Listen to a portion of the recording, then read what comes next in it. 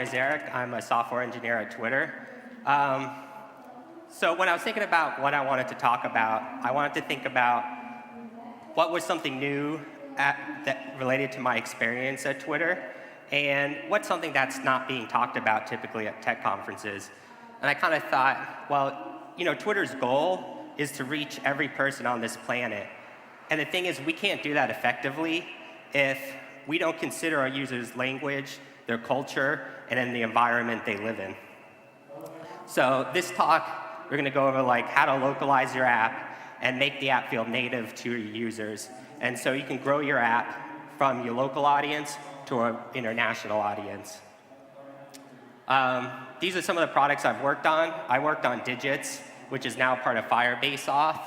And we serve 217 countries, and we supported 34 different languages.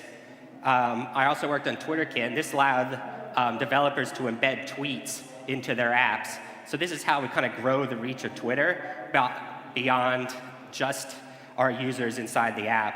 And then I'm currently working on the Twitter for Android platform, and I'm working on emerging market performance. So as we improve performance, our top-line metrics will improve. And I'll talk a little bit about that on my slide, too. All right, so the first topic is localization. So like I said, you want your app to feel native to the users. And so when we talk about locales, generally, there's two components to a locale. There's the language, and then there's the geography. So, and this is because, for example, oh, that's mine. Yeah. Oh, sorry. One more. So, Spanish spoken in Mexico isn't the same as Spanish spoken in Spain. And there's also some cultural differences between Spain and Spanish in how we display dates and times and number formats. So that's why there's these two components to a locale. So this is mostly focused on Android and how to do it, but these same things pretty much apply web, Android, and iOS. So, OK, you want to get started. You've decided you want to grow the reach of your market. So what's kind of the first step? The first one is you want to identify your market opportunity. So you want to go ahead and look what's the relative wealth of the region you want to target? What is the penetration of smartphones? And what's the population size? You want to make sure if you're going to go through all this effort, you get the biggest bang for your buck. The other thing is you want to consider your competitive landscape. If you have a music streaming app and you want to come to the United States, you're going to have a lot of competition. There's Spotify, there's Tidal, there's Pandora, there's Amazon Music, there's Google Music. So maybe the United States isn't the best place to start. And then also just the financial and regulatory factors of the region you want to operate. Click-through rates in India are far lower than, let's say, in the United States. So you need to take these financial considerations into play and kind of the regulatory regimes of each country. So here's an example. In the United States, we have 37 million native Spanish speakers. So these are people, according to the Census Bureau, that speak Spanish at home every day. And for context, the United States population is about 320 million, so about 10% of the population. And 2.8 million Chinese speakers, so this is mainly Mandarin and Cantonese. And these groups in the United States control $2.1 trillion in household spending.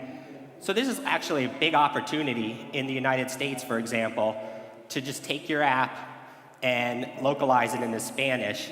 And here, you're reaching these users and you're making the app feel native to them in their own language. So how do you get started? So these are basic steps to get you started and get your app ready for translation. I'm not going to really go over how to select a translating company or where you can go, but basically you go find these services online. They usually charge something like 8 cents to 18 cents per word translation, and it goes from just native speakers translating, professional translators, and then you can have professional translators, and then they'll have someone double check their work. And the goal here is once we have a vendor, we want to have high quality translations, we want a quick turnaround, and we don't want a lot of back and forth. We want to avoid, I always hate it when I get a JIRA ticket from my translation team and saying, hey, we don't understand what's going on here, or we need more context. And so that takes back and forth, and then it delays my feature shipping because I haven't translated everything I need. So how do we go about doing this? So you've probably all seen these warnings in Android Studio. They've been in since Android Studio 2.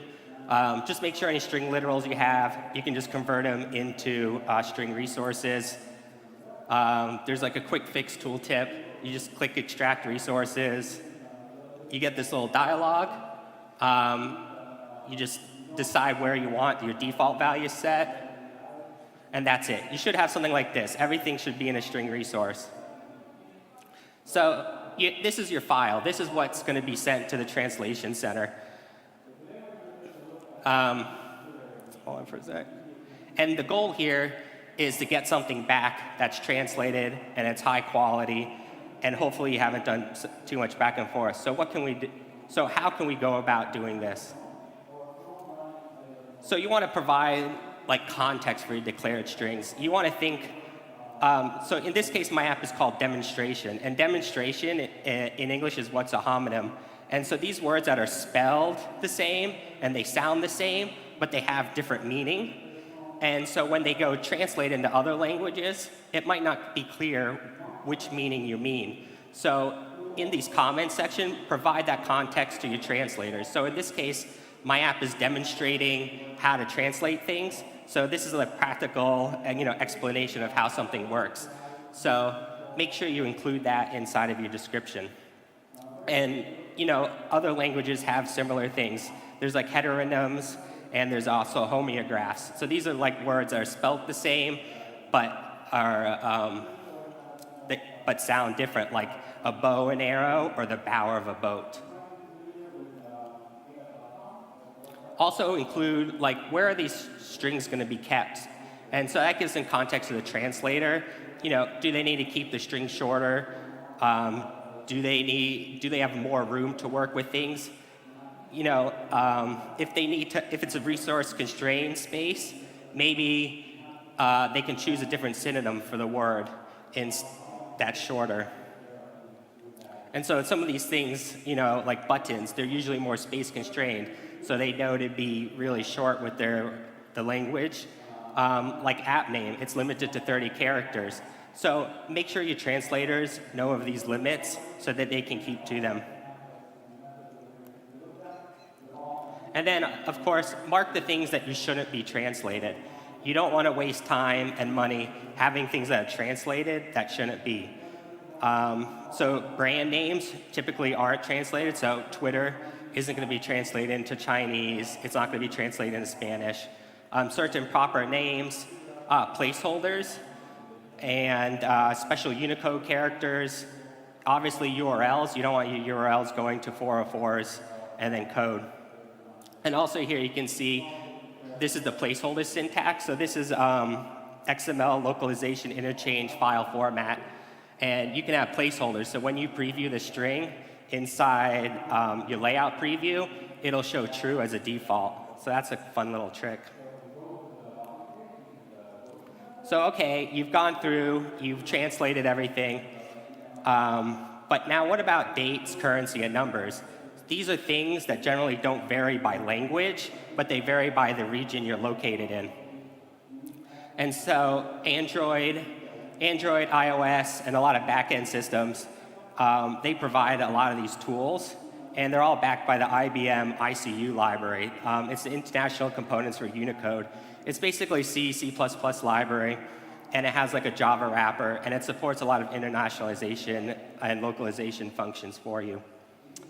And showing the correct time and date and format really helps your users recognize what's going on. For example, I landed here, I got off the airplane, I really needed a coffee, and I looked at the price, it said 10,000, and I was thinking, wait a minute, that can't be right. And then I realized, wait, they just used the comma as a decimal placeholder here, where in the United States they used a period. But as a US user, I was initially confused, and it took a while for me to think about that and process. So one of the things on Android, they have a fun little feature. It's called Get Best DateTime Pattern. Unfortunately, it's only available on Jelly Bean MR2 Plus. And what this does is you can use these Unicode date patterns, the MM for the 2-digit month, day, and year. And what happens is the order and the separators for the dates are irrelevant. So you give it what you want, and then it'll return the correct format for you. So here, I can give it month, day, year, and for Ukraine, it'll return me day, month, year with the periods in between.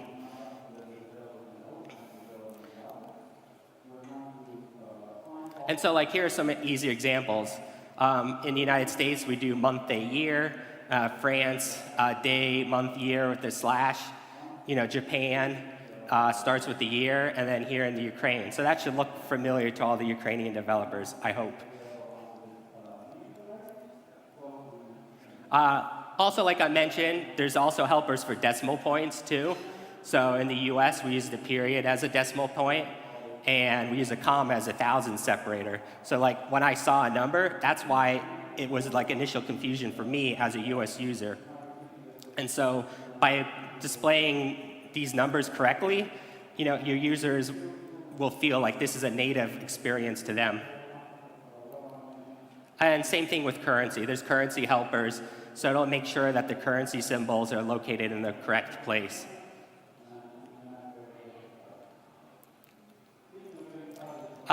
One thing I learned with digits is that phone numbers are actually really hard. It's a very hard problem to solve, and there's actually one really good library out there. It's like lib phone number, and Android uses this lib phone number from Google to provide you some formatting features in Android. So what you can do is you can store all your phone numbers in one common format. So there's an ITU standard E164, and this kind of describes how you can format international numbers. But what happens is local users probably want to see a number in their national format, is what it's called. And so you can give it the string that you've saved maybe in your database, and then when you display the string to the users, it'll be formatted in a way that they expect to see it. So same again, US, France, Ukraine, and the UK. Also, you notice I used a bunch of these constants. Originally, I hadn't used some constants, and I thought UK was a country code, but it's really GB. So use some of these constants, and it'll be helpful.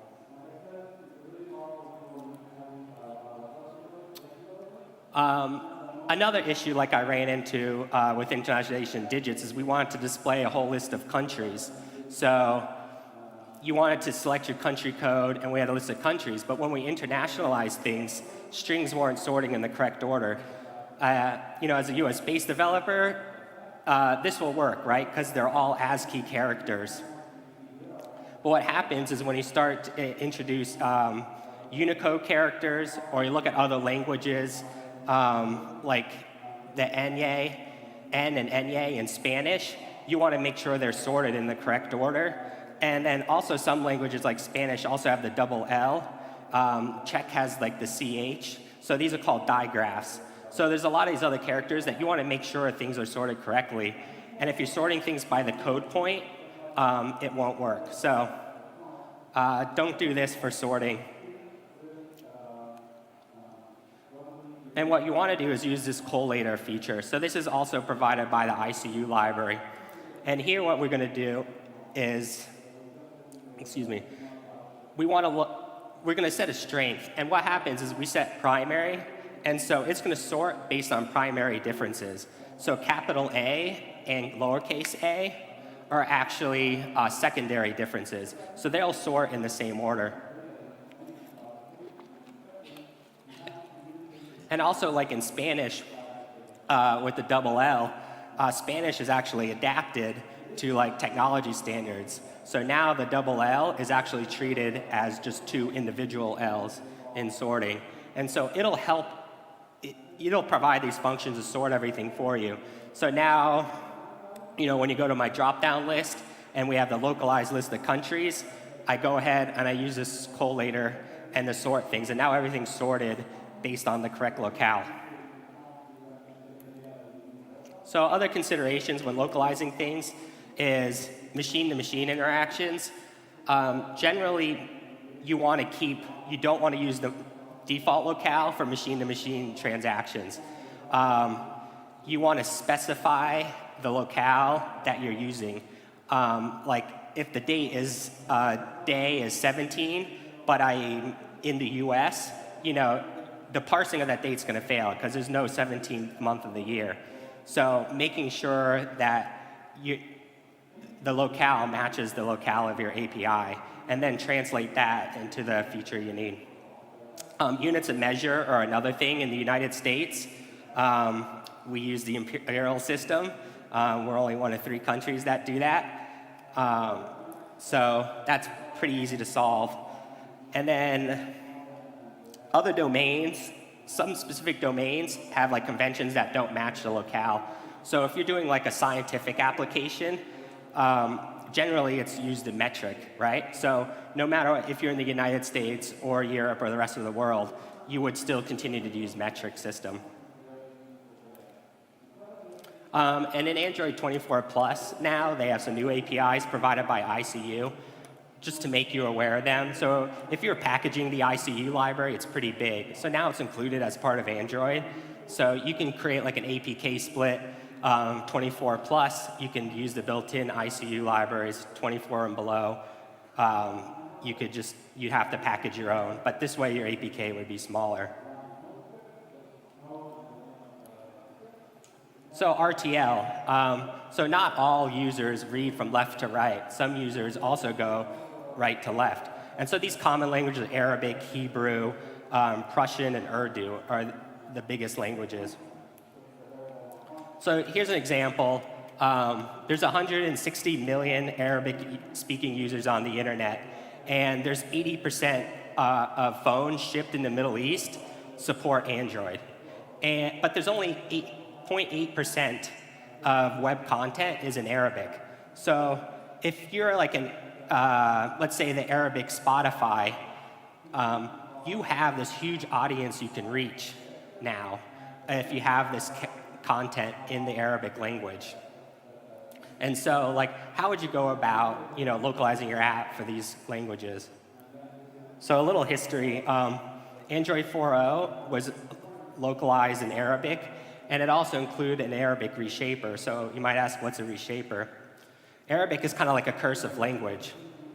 And so without a reshaper up top, you see all the characters are in its isolated form.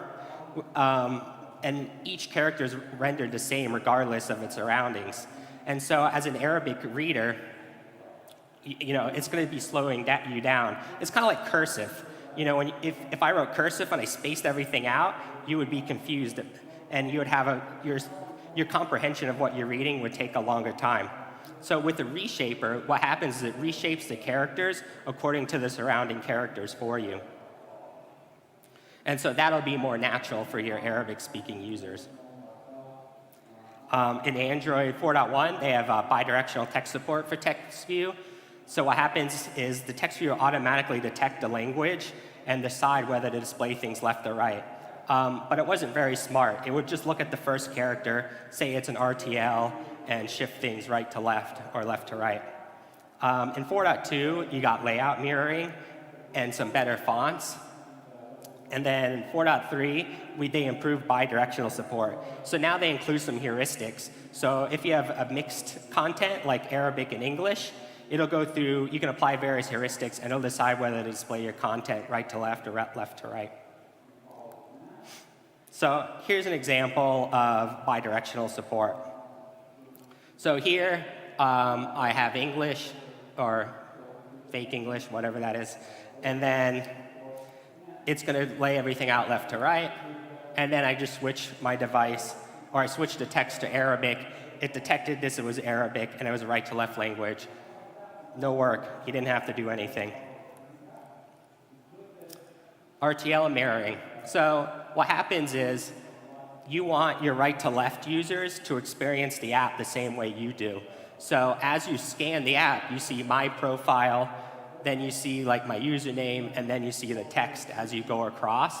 So you want your users to have that same experience in the right to left. So what you can do is you have to go to your manifest and say that your app supports RTL. So you have to go ahead and just enable RTL support. And then what we can do is go and define, you see these, layout to the left of. Well, instead of left, you could do end of. And what happens is in a left to right, the start is the left side of the screen, and the end is the right side of the screen. But when you're in RTL mode, the start is at the right side of the screen, and your end is at the left side of the screen. So you can define these parameters, and then when you switch it, everything will be laid out correctly. The padding should be correct. And if you're targeting 17 plus, you can just get rid of these left-right things altogether. And there's actually lint warnings in the tools that'll kind of tell you this. So there you go. You switch it to your RTL language, and now everything's laid out. And your right to left language speakers experience the app the same way as your left to right language speakers. One thing I found out is that ViewPager does not support right to left languages, so it doesn't automatically. So you might be scrolling to the right, but your right to left language are going to want to scroll to the right. So this is a long-standing request by the community, but there's a lot of other developers that have created solutions for you. So one of these is RTL ViewPager by Duolingo.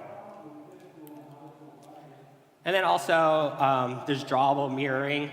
In some cases, you might want to just flip the image to mirror it.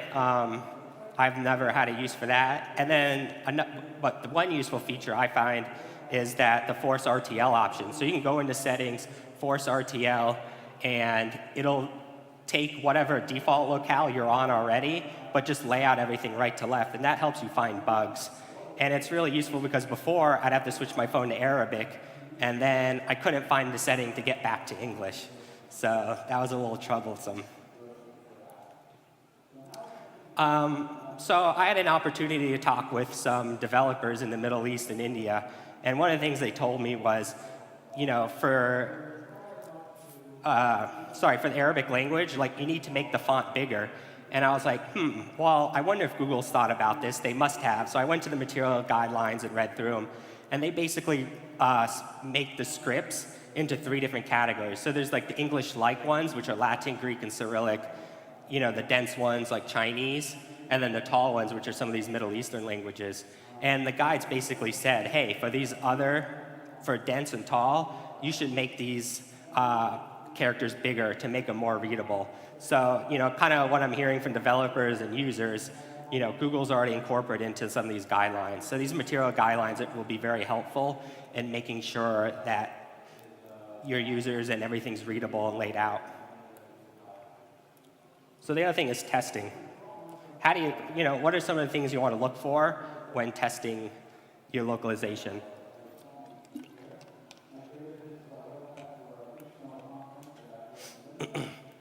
So, you want to have a test environment set up. You can look for common issues. And then, at Twitter, we're a pretty large company, and we hire people from all over the world. We have people that speak Ukrainian. We have people that speak Russian. We have people that speak English. We have people that speak Spanish. So, these are people that can help give you feedback on your app and how it feels. So here's a list of some common issues. Worst case, your app could crash because maybe you have a placeholder out of order or something. But a lot of the obvious things are caught by the linter for you. But you can go through the app manually. You can see that things are sorted correctly. Look for untranslated text. Look for poor line wrapping and stuff. For those RTL languages, you can go to the settings screen and force the RTL layout, and then look at it. Is it basically a mirror of your left to right? Is the padding correct? Are the elements where you expect them to be? But I found that to be kind of slow, right? I hated switching between settings and my app and back and forth. So one of the things is on TwitterKit, I had a bunch of timelines I used for testing. And it was just a little simple test app. I display different timelines. And so what I did is I just created a right to left timeline. And what I can do is I can, on resume, when I started that activity, I just set the locale to Arabic, or set the language to Arabic.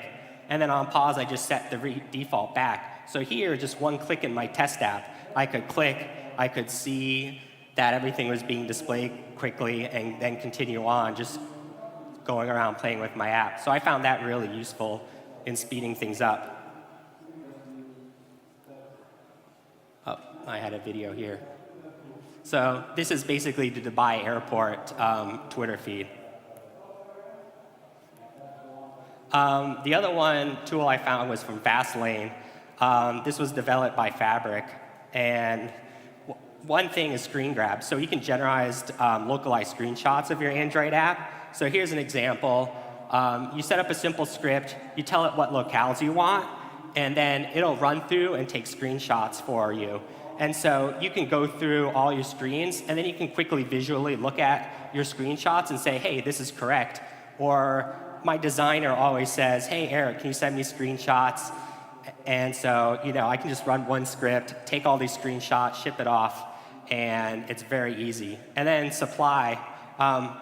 Also, when thinking about localization, think about the Play Store and those assets in there. You want those to be localized. So when the user comes to your Play Store, they see something and it looks familiar to them, and they go, hey, I want to download that. So I found these tools pretty useful. So another common theme when you're looking to grow your app beyond these Western markets is handling payments. So an example is the Middle East.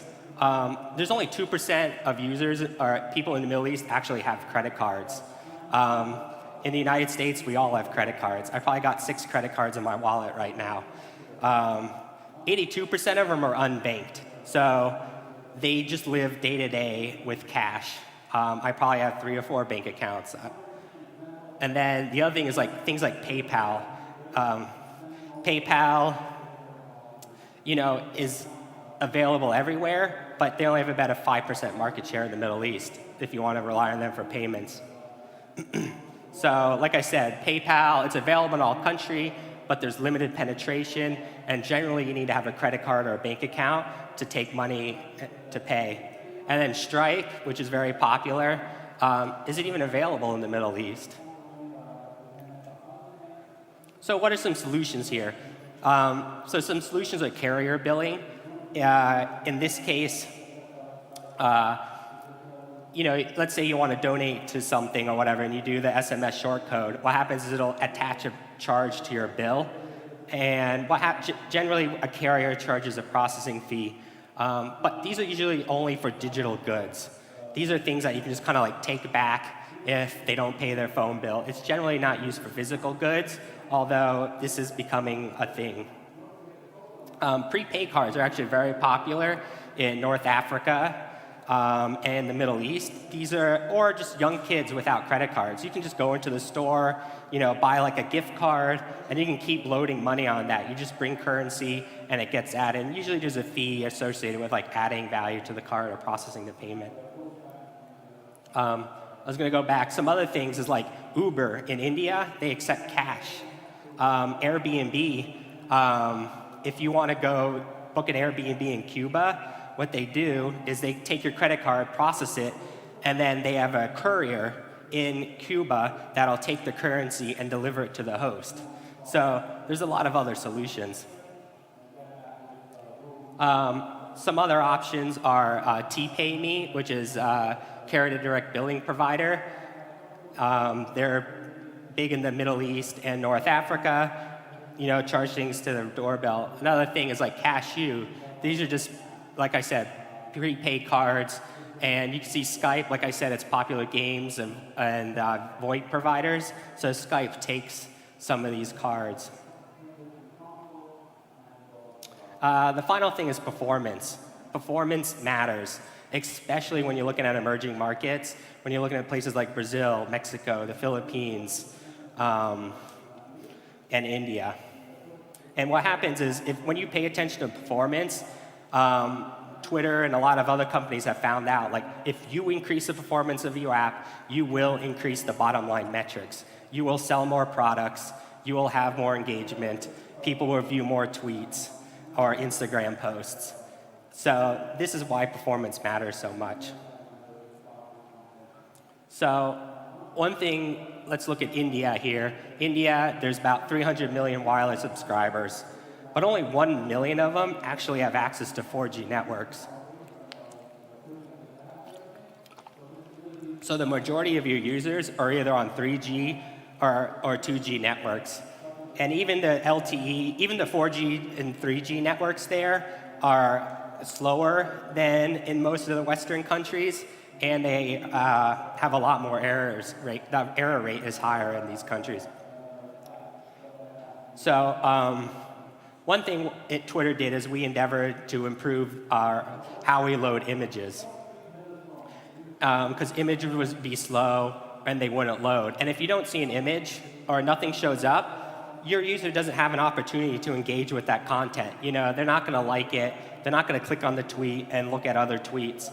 And so by improving image loading, we believe that we could increase our top line metrics, which is, you know, how often are people engaging with our tweets.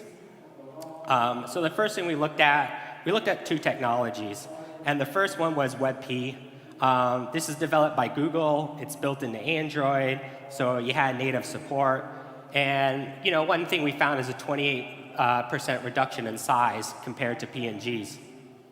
And it also supported transparency.